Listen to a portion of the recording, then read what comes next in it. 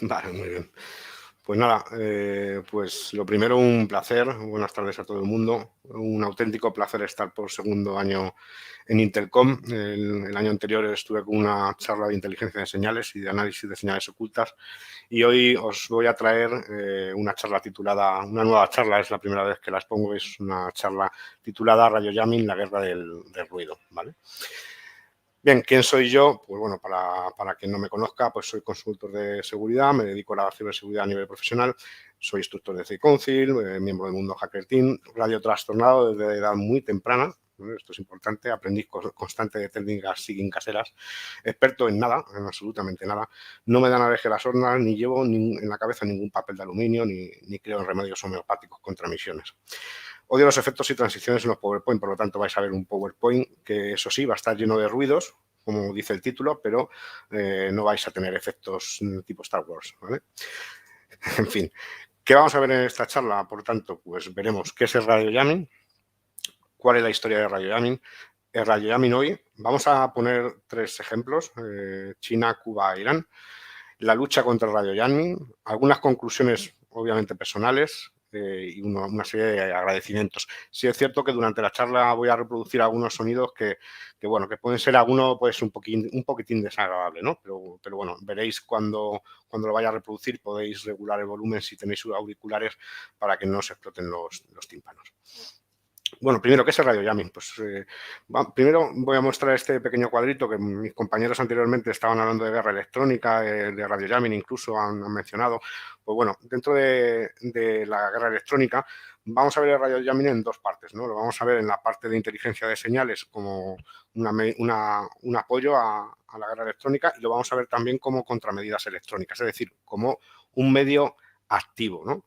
Dentro de SIGINT sabéis que hay inteligencia de comunicaciones, inteligencia ELINT, que dentro de este campo son el estudio de señales o de campos radioeléctricos que no tienen que ver con la comunicación verbal, digamos, ¿no? En este caso radares, jammers o lo que sea, ¿no? Pues aquí también estaría encuadrado el jamming. Y bueno, pues para tener claro esto, bueno, pues el radio jamming dentro de la guerra electrónica se utiliza, pues obviamente, como una medida activa y lo que trata es de degradar o de evitar, como veíamos antes con nuestros compañeros, lo que trata es de bloquear de alguna manera todas las comunicaciones y la guerra electrónica de los adversarios o enemigos, ¿no? En este caso tenemos un ejemplo muy potente que es el Krasuka-2 que se ha utilizado en recientes conflictos bélicos como en Siria, por ejemplo. Es un sistema de guerra electrónica ruso que tiene cientos de kilómetros de alcance y que, bueno, pues os podéis imaginar que hace cosas bastante simpáticas, ¿no? Bien, pues nosotros vamos a ver cosas de un poquito más de andar por casa de momento. Vamos a explicar qué es el concepto de radio jamming. El radio jamming se refiere a la interferencia intencionada de radio con el objetivo de perturbar o bloquear las emisiones del adversario. Tiene por objetivo impedir la comunicación por radio, alterando o anulando la señal lo suficiente para que el receptor no la pueda interpretar. El dispositivo le llamamos un perturbador o inhibidor, un equipo de guerra electrónica, pueden ser muchas cosas. El uso de perturbadores, como los que veis en esta foto, que se suelen requisar a bandas organizadas o a criminales que roban en viviendas, suele estar reservado a las fuerzas y cuerpos de seguridad del Estado y en su mayoría, y en casi todos los países del mundo, el utilizar este tipo de perturbadores es ilegal, ¿vale? Aunque sí que es cierto que se pueden adquirir, como sabéis, pues en Internet y en el mercado negro y en algunos sitios, ¿vale? También se utiliza para censurar la recepción de radio, televisión o satélite de ciertos países y por razones de seguridad, por ejemplo, para evitar filtraciones de datos, dispositivos prohibidos, emisiones ilegales, para tapar emisiones clandestinas, piratas, para inhibir drones, detonación de explosivos, bueno, es un montón de historias relacionadas con la seguridad, guerra electrónica, como hemos visto dentro de las contramedidas activas, y en el ámbito de la delincuencia, como ya vemos en la foto, para intentar inhibir sistemas vía radio de vigilancia y control, localizadores de GPS, alarmas de cualquier tipo que vayan por vía radio, obviamente, estamos hablando de radio jamming para perturbar radio, entonces pues cualquier alarma que vaya con radio, etcétera, etcétera. Esto es peligroso, ¿vale? Aquí tenéis un ejemplo de un camionero que pasó cerca de un aeropuerto en Estados Unidos y activó todos los IDS, por decirlo en un lenguaje IT, ¿no? Activó todas las alarmas en el aeropuerto, estuvieron a punto de cerrar el espacio aéreo dentro de esa zona y resulta que lo que llevaba era un inhibidor de GPS, que es bastante habitual para impedir que su jefe siguiera los pasos de este conductor, y este transportista pues no, obviamente no sabía que la iba a liar parda y bueno, pues la lió parda. Y al final la FCC, el organismo regulador de Estados Unidos en telecomunicaciones, le puso una pequeñita multa de 32.000 euros, le detuvieron obviamente y le imputaron y tuvo que pagar una multa de 32.000 euros. O sea que esto que parece un juguete en realidad no lo es, ¿vale? Por tanto, un llamero perturbador es un dispositivo que puede ser de un array de antenas militares enormes o a un sistema embarcado de guerra electrónica, como hemos visto antes con el sistema ruso, a un pequeño inhibidor de los chinos, ¿no? Como el que hemos visto en el caso del camionero. Puede ser un sencillo circuito oscilador o un complejo sistema de inhibición digital con diferentes subsistemas, etc. En algunos países se utilizan también emisoras de broadcast, o sea, emisoras como Radio Nacional, vamos a poner de ejemplo, una emisora potente, nacional o privada, en onda corta para atacar emisiones extranjeras, que es precisamente lo que vamos a ver en esta charla. Habitualmente los sistemas complejos constan de un sistema, se provisiona un sistema de monitorización de emisiones del adversario y un sistema de transmisión de jamming, que son independientes y se controlan a distancia. Entonces hay un equipo de monitorización que lo que está haciendo es detectando las emisiones en las frecuencias correspondientes, en el idioma correspondiente y hacia la zona donde se propagan estas señales, y lo que hace es activar una serie de sistemas de jamming para intentar que no le llegue a sus ciudadanos estas informaciones, ¿vale? Bien sea radio, a través de satélite también se pueden realizar jamming, etcétera, etcétera. Curiosamente, estos sistemas de transmisión muchas veces se compran en Europa y a países con los que curiosamente luego van a ser utilizados. Pero bueno, también es cierto que a veces no se venden como sistemas enormes de radio jamming para censura. Obviamente no. O sea, se venden como sistemas de broadcast de onda corta y puede haber un uso malintencionado de los mismos. Esto tampoco es tan fácil luego de trazar. Aquí veis un sistema ALICE, por ejemplo, unas antenas enormes de un sistema de broadcast de HF muy conocido. Bueno, el radiojamming se ha usado desde los comienzos de la radio. Se supone que en Austria en el 34 fueron las primeras emisiones contra las emisiones de propaganda nazi para anexionar este país, pero ya antes de esto se utilizaban, incluso en la época de Marconi, ya con el telégrafo, etcétera, ya había radiojamming. En la Segunda Guerra Mundial, obviamente, ya existían técnicas bastante complejas de radiojamming. Durante la dictadura franquista en España se usó contra estaciones clandestinas como la Rey, la más conocida como la Pirenaica, o Radio Euskadi. Bueno, los que sois más jóvenes seguramente pues, no hayáis oído hablar de estas emisoras. Eran emisoras clandestinas, una transmitía desde la Unión Soviética y luego desde Bucarest, y Radio Euskadi transmitió desde Moguerre, desde el sur de Francia al principio, y luego desde Venezuela, de la selva de Venezuela. También durante la transición se denunciaron interferencias contra la Voz de Canarias Libre, que es del movimiento para autodeterminación e independencia del archipiélago Canarias, de Antonio Cubillo, ¿no? Que transmitía desde Radio Argel. Radio Argel daba voz a bastantes emisiones que eran consideradas por algunos países como clandestinos. Las emisiones clandestinas son consideradas normalmente por el país receptor, como que su escucha puede estar incluso penada por la ley, incluso con pena de muerte. Entonces, cualquier emisora considerada clandestina por un país receptor de esas emisiones podría ser compartida con radiojamming y otras medidas, no solo radiojamming. La requisa de receptores, por ejemplo, en la Guerra Civil Española se realizó, había emisoras por radio por cable, vamos a decir así. No, es un concepto en el que, como el hilo musical, ¿no? Para evitar interferencias o para dar una programación censurada, pues se hacía a través de cable, ya está, a través de leyes, o fabricación de radios que estaban limitadas, como por ejemplo la más famosa dentro del programa de propaganda de Joseph Goebbels, ese receptor del pueblo en Alemania, ¿no? Que tenéis aquí en la foto. Bueno, pues rápidamente se extendió este tipo de interferencias intencionadas y en la Guerra Fría pues fue obviamente uno de los momentos que más se realizaron, ¿no? Se extendió rápidamente como un arma más en diferentes conflictos, ya no solo en la guerra electrónica o en otro tipo de situaciones, sino también, como vemos, para censurar sobre todo. En la foto vemos las instalaciones de Radio Liberty en Pals, en Girona, que tenía 13 antenas, ya las han derruido. De hecho, en YouTube está el vídeo, que es impresionante, de cómo hacen una voladura controlada estas enormes estructuras, ¿no? Que alguna tenía hasta 160 metros de altura. Y en este caso estuvo patrocinada, esto se erigió en los 50 durante la dictadura franquista y estuvo patrocinada por la CIA de Estados Unidos y dirigía sus emisiones hacia el este de Europa para combatir la propaganda del eje soviético. Sus emisiones pasaban por censura previa en unas cintas, pasaban por Nueva York, también por Alemania, y luego por la censura franquista, por si era poco antes de emitirse. Y se dice que estas estructuras, aparte de para Radio Liberty, que era considerada clandestina para el eje soviético, pues también se utilizaban estas grandes moles para causar jamming, para hacer jamming en emisiones antifranquistas. Ya que estaban en terreno español, pues Franco se tendría que aprovechar de alguna manera, ¿no? Es un win-win. Como es lógico, decíamos que la época dorada del radio jamming fue la Guerra Fría, ¿no? Entonces se usó grandes sistemas de jamming contra transmisores de La Voz de América, de la BBC, de Radio Free Europe, Radio Liberty, un montón de estaciones que eran a diario, o sea, era constante. Había un jamming continuo de este tipo de emisiones cuando se hacían en idioma ruso o estaban destinadas a esta población, ¿no? De hecho, existían unidades dedicadas al control de la censura de espectro enormes, que también eran alquiladas o cedidas a terceros por intereses políticos o económicos, a aliados o, bueno, no tan aliados, pero es similar a una Bonden, ¿no? Que las alquilaban para terceros también, ¿no? Había unas mega instalaciones que tenían miles de funcionarios dedicados a estos menesteres, ¿no? O sea, pero miles. Había centenares de jammers distribuidos haciendo una especie de cortina. El jammer normalmente apunta hacia la zona de los receptores, no a la del emisor, normalmente, salvo en satélites, que hay dos tipos de jamming, pero en este caso normalmente era hacia el propio receptor y se creaba una especie de cortina de jamming para evitar que escucharan transmisiones clandestinas o que no les favorecían políticamente. Aquí tenéis una foto de un libro muy complicado de encontrar que se titula Jamming, obviamente, de Riemann Pleikis, que luego también hablaremos más adelante de esta persona que falleció recientemente.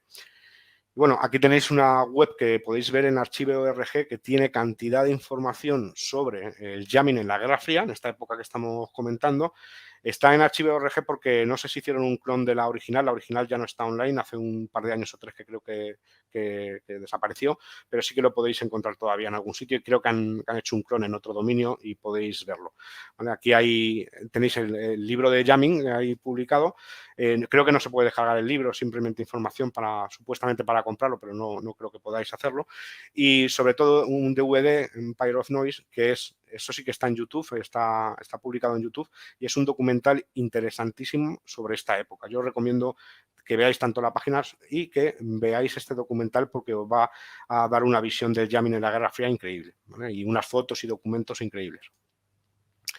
Por desgracia, hoy todavía hay muchos países que aplican radio jamming como instrumento de censura, ¿no? Sobre todo en Asia y en África, en zonas donde la onda corta pues, sigue siendo un medio importante. Bueno, nosotros somos unos privilegiados, la mayoría de los que estamos aquí, y tenemos Internet y podemos acceder fácilmente a Internet, la mayoría de nosotros, pero hay zonas muy remotas donde no existen medios técnicos o que sus poblaciones incluso tienen un alto nivel de analfabetismo y no pueden acceder a la información de otras maneras, ¿no? Entonces la onda corta sigue siendo importantísimo en ciertas regiones, ¿no? Y ciertos países.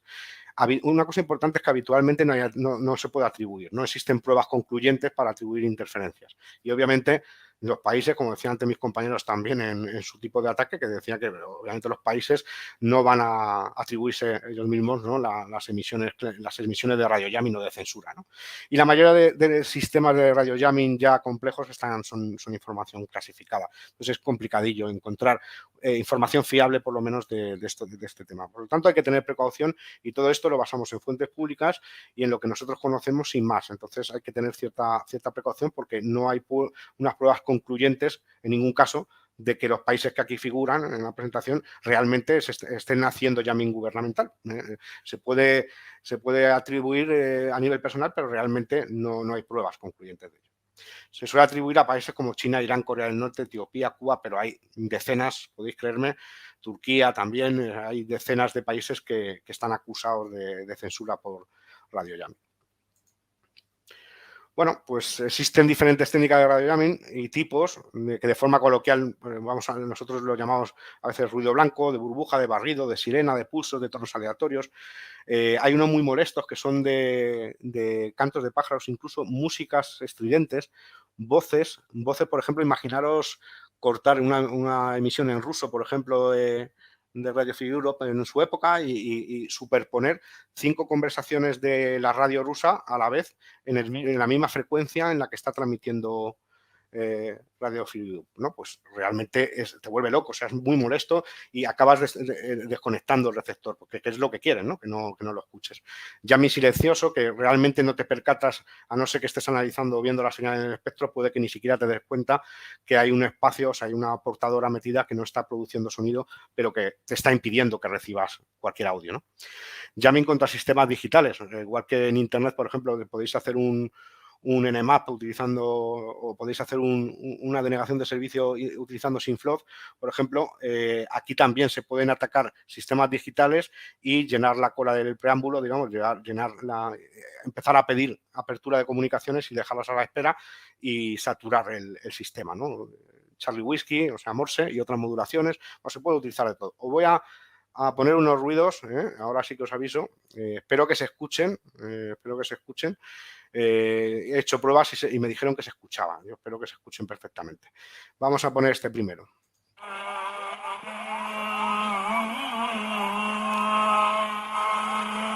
Podéis escuchar un canto y podéis escuchar por debajo un jammer de sirena.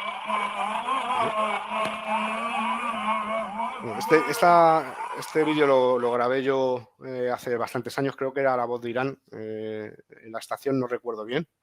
Y aquí tenéis otra tipología de barrido.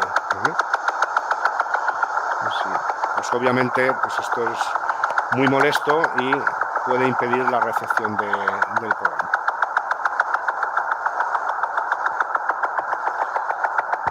Vale. Bien, vamos a ver países. China, el famoso Fire Drake o Fire Dragon, que se usa música folclórica para interferir en las frecuencias, sobre todo de Radio Free Asia, Voice of Hope, Sound of Hope, que son seguidores de Falun Gong. Falun Gong es una práctica espiritual que ha sido perseguida, bueno, ha tenido incluso procesos en la Audiencia Nacional Española porque, bueno, denuncian torturas por parte del gobierno chino, que incluso decían que habían extraído órganos y, bueno, una serie de historias. Bueno, pues Sound of Hope, que es la emisora de los seguidores de Falun Gong, del movimiento Falun Gong, la Voz de América, la radio de Taiwán, Radio Free Asia, sobre todo Radio Free Asia es donde más suele estar el Fire Dragon.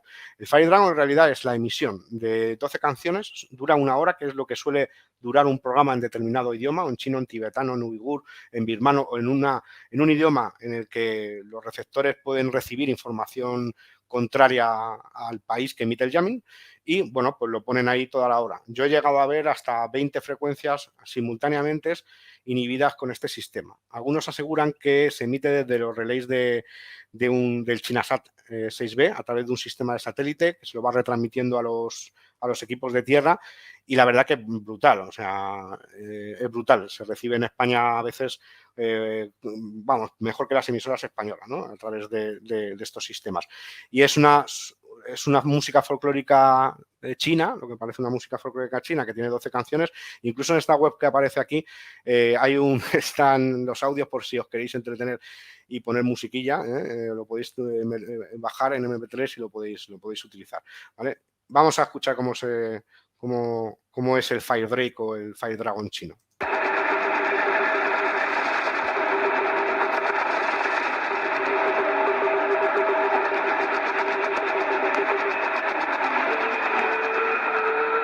Bueno, pues como podéis escuchar, pues prácticamente es como un elefante, yo lo llamo el elefante en la cacharrería, ¿no?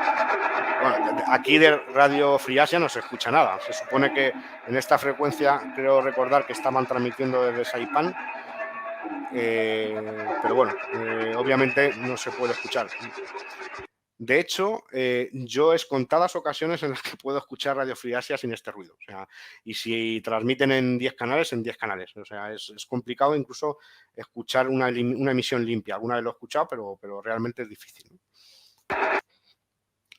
Vamos a ver Cuba. Desde el inicio de las famosas protestas en el pasado julio se intensificaron las señales de jamming, ¿no? Además de las tradicionales señales de jamming contra Radio Martí, que es una emisora que transmite de Estados Unidos y que, bueno, siempre han tenido una guerra.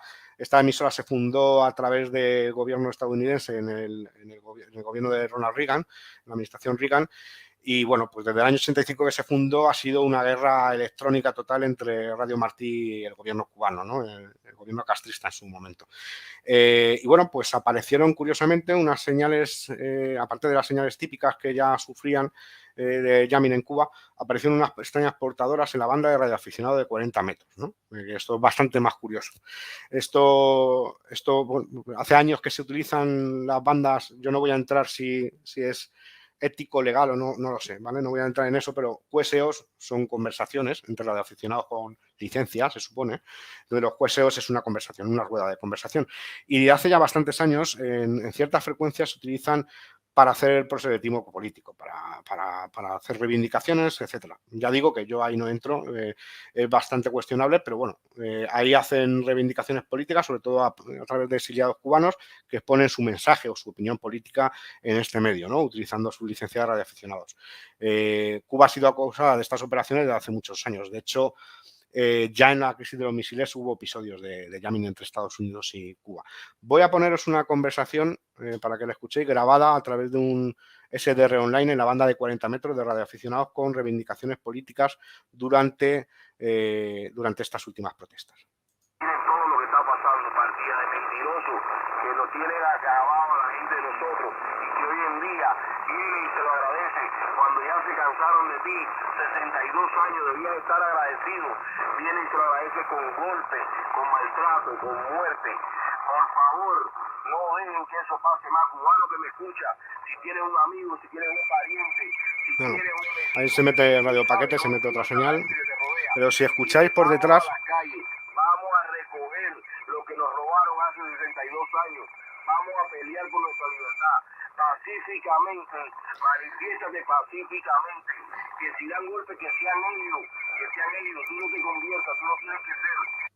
Vale, no sé si escuchabais por de fondo como una especie de carracas, un ruido extraño, y veis las portadoras estas rojas que, bueno, pues son señales de jamming que no le estaban interfiriendo, o sea, realmente no le tapaban. Se escuchaba, yo estaba conectado a un SDR online de Florida y no le estaban tapando para nada, ¿no? Pero sí que estaba trabajando entre dos portadoras de jamming, porque se oía de fondo parte de una señal de una banda lateral de una portadora más fuerte que estaba sonando como una especie de carraca.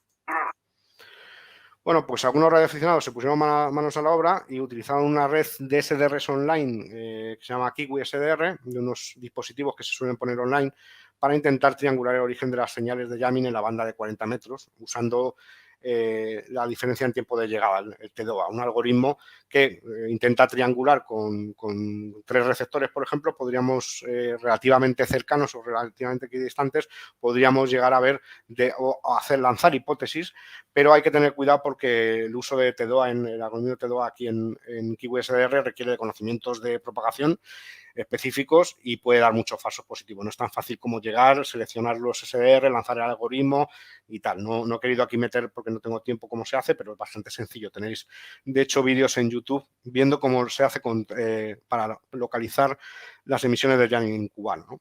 Según estas personas que hicieron las pruebas, pues tenía inequívocamente un origen en Cuba, ¿no? Probablemente cercano a La Habana, pero ya digo que, bueno, eso es harina de otro costal. Usando SDRs en la zona se puede ver, sí que se pueden ver portadoras. Aquí veis perfectamente, en la imagen que tenéis aquí detrás, veis perfectamente que hay una serie de portadoras, 1, 2, 3, 4, 5, 6, 7, unas 7 portadoras de jamming muy fuerte, en el espectro también se ve aquí abajo, con un SDR local y con uno online, y se ve perfectamente como esas bandas que veis aquí son un intento de inhibición perfectamente visible. Ahora, el origen, pues ya digo que atribuciones es complicada, pero todo apunta, como es obvio, a Cuba. Bueno, según fuentes locales, en las instalaciones militares había una serie de antenas como las de la foto, alguno llamaba por ahí las antenas del demonio, ¿no? No, los paraguas del demonio, ¿no? Las sombrillas del demonio, ¿no? Coloquialmente. Estas sombrillas son una red de antenas que están supuestamente utilizadas para jamming y distribuidas por todas las regiones de Cuba, de la isla.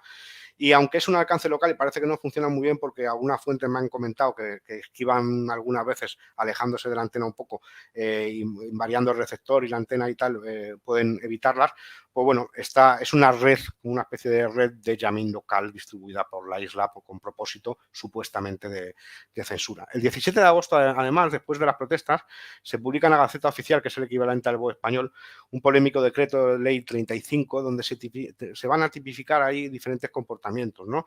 Yo no tengo ni idea de leyes, ¿vale? Yo a quien le interese que se lo lea, porque personas que sí que controlan del tema me han dicho que bueno, que tienen bastantes imprecisiones muy amplias, según las cuales se podría utilizar para bueno, coartar las comunicaciones, censurar comunicaciones, etcétera. Pero eso yo lo dejo a arbitrio de cada uno y que quien tenga conocimientos legales pueda ver esto. Curiosamente fue después de las protestas, ¿no? Como sabéis, los servicios de telecomunicaciones en Cuba se ofrecen por ETEXA, y también durante las protestas cayó internet en muchos sitios y algunas páginas de ETEXA estaban de conexión a redes wifi, etcétera, estaban fuera de servicio. Según algunas investigaciones del gobierno de Estados Unidos, Cuba podría haber colaborado en jamming satelital hacia Irán, o sea, una especie de colaboración. Esto lo dice el Angeles Times. Esto ya fue en 2003 y parece que, bueno, que habría algún tipo de colaboración y alguna de las transmisiones que se hacían de La Voz de América, etcétera, hacia Irán en idioma persa, pues se estaban inhibiendo a través de un ataque contra el enlace ascendente del transpondedor de esta empresa, ¿no? De los transpondedores de esta empresa. Y entonces, bueno, hay muchos artículos sobre este tema. Los técnicos decían que habían podido triangular que venía de Cuba, etcétera, y que estaba en la cercanía de La Habana. Bueno, pues esto igual, hay que hacerlo con medidas técnicas y con un estudio importante. No vale con 4 SDRs de Kiwi, pero bueno, realmente todo apunta a que sí que venía de ahí, ¿no? Los eventos parecían coincidir además con una serie de protestas estudiantiles en Irán durante 2003. Esta noticia fue muy, muy reportada. Y bueno, pues un poco de iming, porque decían que estaba cerca de La Habana. Aquí tenéis 2 instalaciones que están en Google Maps. Uno a la izquierda es el radomo de Bejucal. Un radomo, pues es una antena satélite que normalmente pues, puede moverse y que se tapa con un material que deja pasar las ondas electromagnéticas para no perjudicar su función, y también le protege de la intemperie a este sistema, y también evita, una cosa importante, evita que alguien a través de imágenes vea hacia dónde está apuntando la antena, ¿no? Las instalaciones de Bejucal se consideran instalaciones de SIGINT. Y bueno, pues también hay artículos por ahí que decían que podría venir de aquí estas interferencias. Yo no lo sé, no tengo ni idea. Hombre, para ver partidos de fútbol parece que la antena no es, pero bueno, podría ser una estación de SIGINT como tiene cualquier país, ¿vale? Cualquier país tiene sus equipos de SIGINT y sus instalaciones de SIGINT militares que tienen este tipo de antenas, no solo Cuba, cualquier otro país las puede. Ahora, el uso que se dé a estas instalaciones, pues obviamente es secreto, no lo van publicando, ¿no? Y a la derecha tenéis, cerca del Parque Lenin, una serie de instalaciones, cerca de La Habana también. En este caso, pues unas instalaciones con unas parábolas ahí, con unas antenas. Hay bastante más antenas en ambas instalaciones. Yo he hecho el foco aquí. Y bueno, pues son bastante conocidas estas instalaciones supuestamente de SIGINT de Cuba, desde la que se podría llegar hipotéticamente a hacer pues adquisición de SIGINT, o bien incluso poder tener algún tipo de medida activa, ¿no? Y hubo otras bases como SIGINT Lourdes, por ejemplo, la que ahora está la Facultad de Informática cerca de La Habana, y en la que, bueno, ya no existen estas antenas, y bueno, que estaba en colaboración con la Unión Soviética en su día, y se les pagaba un alquiler, ¿no? a Cuba de unos 200 millones de dólares, creo, al año, para poder utilizar sus instalaciones por la cercanía que obviamente tienen con Estados Unidos, ¿no? Que eso viene bastante bien. Aunque parezca sencillo, puede ser bastante complejo si no conocéis mucho el tema de radio, el detectar, el saber distinguir lo que es un radio jamming de otra cosa, ¿no? Porque parece que es bastante sencillo, pues un ruido molesto, ¿no? Un ruido que te impide escuchar algo, pero es bastante más complicado que eso. Hay centenares de tipos de señales que, si no se realizan con un análisis técnico de la señal, una caracterización correcta, como en la charla que di, por ejemplo, en la anterior Intelcom, a través de análisis de señales un poco más rigurosos, pues podría ser otra cosa si no estáis familiarizados con este tema y no tenéis el contexto también, ¿no? O sea, si os escucháis los timbales de la música folclórica china, estáis en la frecuencia de Radio Free Asia y está emitiendo en chino, pues es posible que sea el Fire Drake, seguramente, ¿no? Pero bueno, hay otras señales que no están tan claras, ¿no? El pasado 21 de agosto, allá muy de madrugada, como los radioescuchas estamos siempre como los murciélagos despiertos, pues empecé a escuchar una emisión en la misma frecuencia de Radio Rebelde, que es una estación fundada durante la Revolución Cubana por el Che Guevara, en el 58, en Pata de Mesa, en los Altos del Corrado de Sierra Maestra, y es súper conocida en Cuba y fuera de Cuba, y es una emisora del gobierno cubano, obviamente. Y me sorprendió porque escuché algo que no había escuchado nunca, ¿no? Que es la interferencia sobre una posible interferencia en Radio Rebelde, en la misma frecuencia. Vamos a escucharla.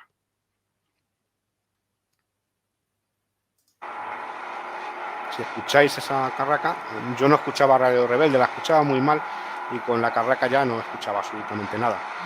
Bueno, pues me sorprendió bastante, ¿no? Porque ¿quién puede estar interfiriendo la estación? Bueno, pues la verdad es que no pudimos hacer un T2A porque además yo no tenía equipo informático para conectar, ni siquiera una conexión buena para poder hacerlo y tal, y un amigo me estuvo ayudando y bueno, pues lo que hizo fue intentar triangular y le daba resultados muy confusos y seguramente falsos positivos en algún lugar cerca del centro de Europa, en algún lugar de la zona del centro de Europa, pero yo no soy capaz de determinar porque tampoco pude analizar la señal, grabarla y caracterizarla, entonces no sé, pues podría ser una interferencia casual, no tiene mucho sentido que alguien intente interferir Radio Rebelde en el centro de Europa, pero bueno, yo qué sé, es complicado, ¿no? Y aquí vais a escuchar otra cosa.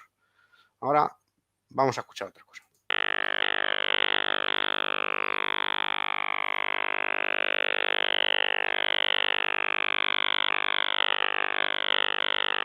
Bueno, pues este sonido tan agradable, pues nada. ¿Puede ser un jammer? Bueno, pues podría ser, ¿no? Porque molesto, suena raro y bueno, podría estar. Bueno, pues realmente se trata de un OTH, de un radar sobre el horizonte, es el container ruso. Es un radar que sobre el horizonte para detectar el lanzamiento de misiles de largo alcance desde otros países aprovechando el rebote ionosférico. Esta señal se va moviendo, va corriendo a través de prácticamente todo el espectro radioeléctrico de onda corta, que es de lo que estamos hablando aquí, y va interfiriendo además a su antojo emisores incluso militares, críticas y todo, y bueno, es bastante molesto, ¿no? Y se denuncia muchas veces a través de los organismos internacionales, pero bueno, es un clásico. Si no estáis familiarizados con el tema de radio, pues no sabéis si es un OTH, si es una señal DRM digital que se escucha así, si es un jammer, si es, yo qué sé. Entonces, es complicado. Hay cosas que son muy evidentes y otras no tanto. Irán, pues Irán también se le acusa, obviamente, ¿no? de interferencias intencionadas. Hace más de 20 años que se denuncian y algunos ciudadanos incluso denunciaron por el tema de salud porque les preocupaba pues incluso el nivel de interferencias por la intensidad de las mismas, ¿no? También eran conocidos porque parece que sacaban equipos embarcados por algunas zonas, igual que hemos visto los supuestos jammers locales de Cuba como antenas alojadas en algunos cuarteles o instalaciones de tipo militar o gubernamental, pues en este caso se sacarían equipos de guerra electrónica comprados a países occidentales o europeos y se sacarían estos equipos comerciales de guerra electrónica, se sacarían para inhibir a nivel local con gran potencia en ciertas zonas, ¿no? Entonces, no solo se limitaban a la parte de radio, sino que también su objetivo generalmente era el que no recibieran la huella de los satélites con información contraria, ¿no? A sus intereses, ¿no? Se utilizaban sistemas de contraste en enlaces ascendentes también, etcétera, como parecido a lo que hemos visto con Cuba antes, con esa supuesta colaboración, y se emplean sobre todo con estaciones como Radio Free Europe o Radio Farda o Radio Irán Internacional, que son censuradas en ese país, ¿no? Incluso a nivel de proxy de Internet tampoco se pueden entrar. Aquí veis, por ejemplo, de la Embajada de Estados Unidos en Irán, algunas noticias aquí también, etcétera. ¿Y cómo se lucha contra esto? Pues es difícil, la verdad, muy difícil. Se utilizan muchas veces decenas de transmisores simultáneos y en diferentes bandas para que a la vez intentar burlar esta censura, aumento de potencia de emisión, con lo cual entramos en una guerra de potencias brutal. En el pasado se utilizaban sistemas incluso de cable, ¿no? No radio, para mandar información que no fuera adulterada, ¿no? Que no fuera llameada, por decirlo de alguna forma. Cambio de frecuencias, incluso, por ejemplo, la Pirenaica, antes de durante la dictadura franquista cambiaba habitualmente. Lo que pasa que es bastante puñeta porque los receptores, si no saben dónde va el cambio de frecuencia, pues se quedan sin escuchar igual. Entonces tampoco a veces es la solución, ¿no? La denuncia ante organismos internacionales o nacionales, etcétera, que no suelen surtir, la verdad, mucho efecto, con la ITU, de la ONU, etcétera, pero bueno, la verdad que si siguen existiendo desde hace 60 años, pues no podemos hacer mucho más. Formación a radioescuchas para evitar interferencias. Radio Free Asia tiene un tutorial en su web para construir una especie de antenas anti-jamming y da algunos consejos. Es curioso, ¿no? Porque como es víctima normalmente de este tipo de interferencias, pues obviamente da instrucciones a sus escuchas.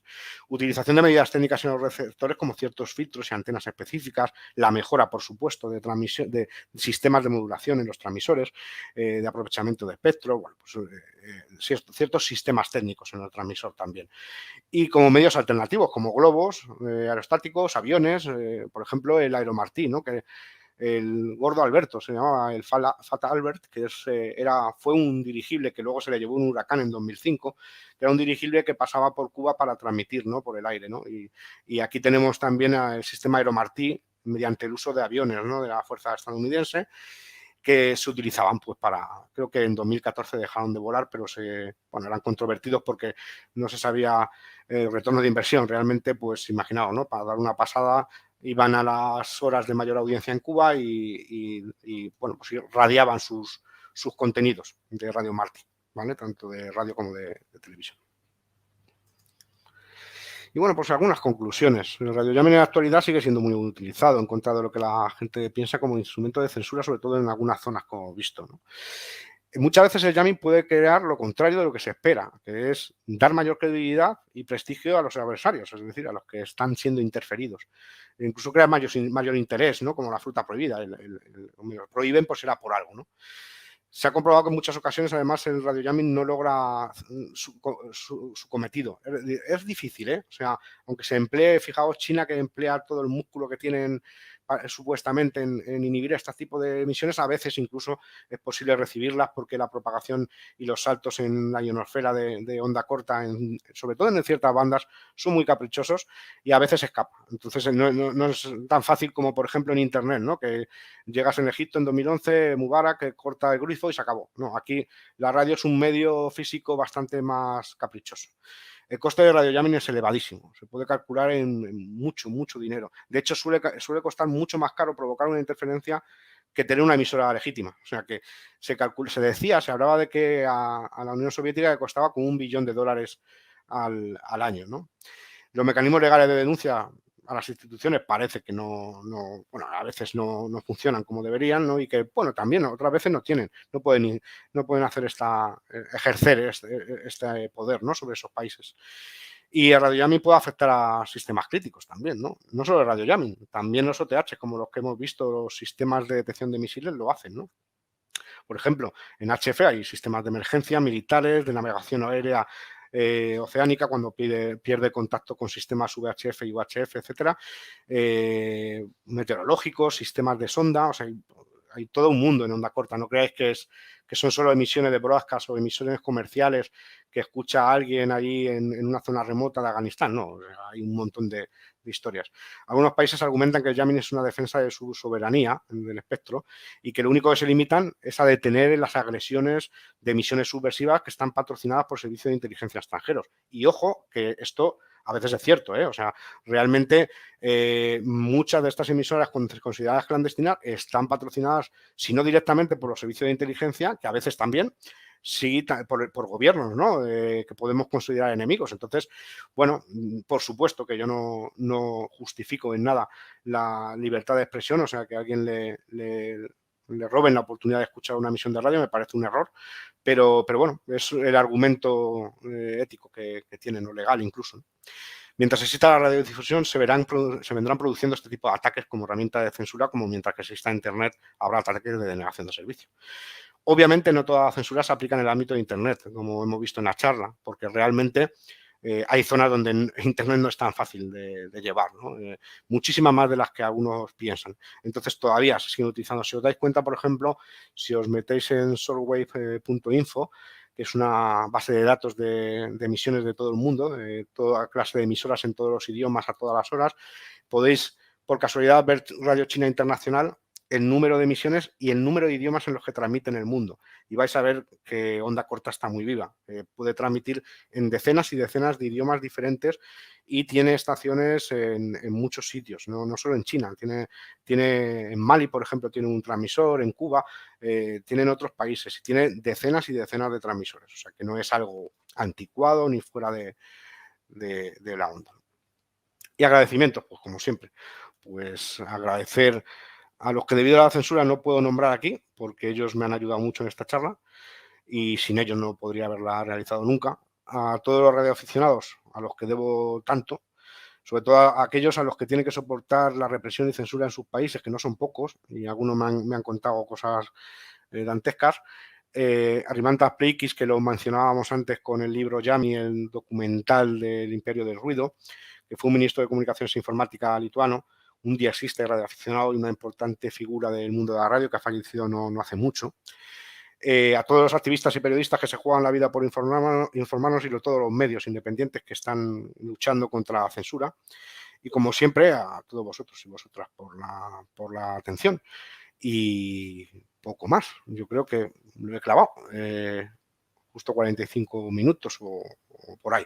Entonces, cuando queráis me podéis desconectar la presentación porque estoy a pantalla completa.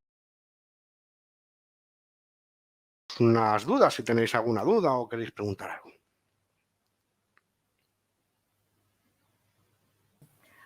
Pues David, como siempre, tan interesante. Has tenido ahí en el chat, ha habido muchísimo movimiento, así que si te parece vamos a pasarte enseguida alguna de las preguntas que nos han llegado, que a veces son comentarios, ¿no? Por ejemplo,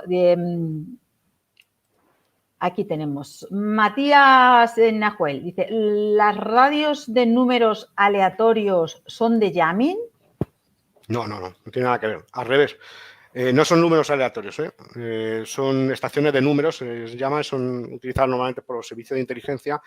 Yo tengo por ahí en YouTube varias charlas de estaciones de números que podéis buscar por mi nombre y al revés, son víctimas del jamming, porque dentro de esa guerra electrónica, cuando un servicio de inteligencia manda estos números que para nada son aleatorios, son números cifrados en OTP, en OneTypePath, y que normalmente lo que se hace es intentar inhibir para que los agentes encubiertos que se supone son destinatarios, o los servicios diplomáticos, los espías, como queréis llamarlo, son destinatarios de estas señales, no escuchen las órdenes que se les mandan. Son víctimas realmente, no tienen nada que ver con el jamming. Siguiente pregunta. Music MTV te dice, ¿existe algún proyecto open source sobre radio jamming? O sea, no entiendo muy bien. O sea, radio jamming es interferir las comunicaciones de otros. O sea, se puede hacer lo que tú quieras para interferir, teniendo en cuenta que en la mayoría de los casos es ilegal, claro. A ver, esto parece un comentario de Gustavo Fabián. Dice, parece el pájaro carpintero de los años 80, que al final era un radar secreto soviético. Sí, no, esto es un OTH, igual que el que os he puesto de container ruso actual, el pájaro carpintero ruso era un OTH, era un sistema OTH, había varios y no era secreto porque era enorme, los satélites estadounidenses lo tenían ya más que visto porque es una mole, de hecho sigue estando en pie cerca de Chernóbil. Para el tema de SDR, ¿cuál es tu proyecto favorito o el que más recomiendas para el análisis y visualización? Bueno, yo para empezar, SDR Sharp de AirSpy, yo creo que es lo más sencillo y lo que, bueno, está en Windows de momento, pero yo creo que lo más visual y lo más sencillo para empezar con un software de SDR. Y bueno, vamos a algunos, bueno, aquí son comentarios a veces, ¿no? Algunos fabricantes privados ya tienen jamming de Wi-Fi como Wintego. Sí, vale. Yo he estado hablando de jamming como censura. Jammers de Wi-Fi incluso te puedes hacer tú uno o incluso puedes comprarlo, efectivamente. Y hay software incluso que provoca esa denegación de servicio por vía software, ¿no? Creando transmisiones y beacons, etcétera. Dice, una curiosidad de jamming comercial. Dice, las compañías telefónicas competían con antenas cerca de la frontera. Habla de España y Andorra. para anular las señales telefónicas de las compañías de otro país. ¿Qué opinas tú sobre esta afirmación? No tengo ni idea de esa afirmación. Yo que sí sé que por señal es un problema habitual, no solo en la telefonía móvil normal, sino también en sistemas MDSM, que se te conectaran paneles o cosas que llevaban SIM, se te pudieran conectar a un país cercano porque le llegara mejor la señal por orientación o por propagación o por lo que sea, pero no como interferencia intencionada. No había oído eso nunca, la verdad. Bueno, pues yo creo que hasta aquí hemos llegado hoy. Te doy muchísimas gracias en nombre de la organización de Intelcom. De nuevo, David Marogán, Radio Hacky, le podéis seguir además en Twitter, que colabora además y que tiene post. A ver, ¿cómo no vas a trabajar para temas de podcast, ¿no? Y de radio, ¿no? Sí, ahí tenemos un programa Radio en Hacking, en Radio Líder. Tenemos un Sí. programa que vamos a iniciar esta temporada ya, si podemos, dentro de poco. Bueno, pues te agradecemos muchísimo que hayas podido colaborar con nosotros en esta cuarta jornada y bueno, pues te traslado todo el aplauso que estás teniendo ahora mismo en las redes sociales y el agradecimiento de toda la organización. Muchísimas gracias y hasta el próximo encuentro que nos encontremos, David. Muchas gracias. Gracias a vosotros todos que habéis estado ahí. Ha sido un honor.